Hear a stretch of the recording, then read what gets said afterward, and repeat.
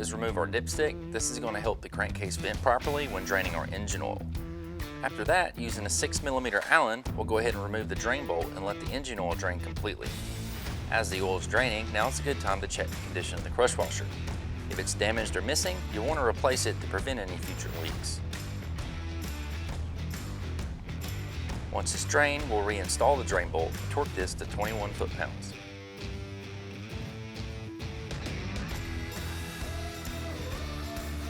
Now, using a 64mm oil filter wrench, we'll go ahead and remove the oil filter, but have a drain pan handy because you may get a little spillage from the oil filter removed.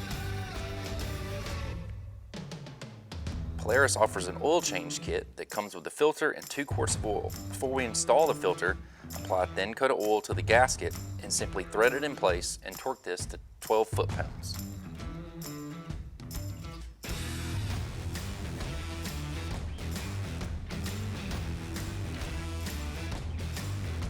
Also included in the kit is 2 quarts of Polaris PS4 engine oil.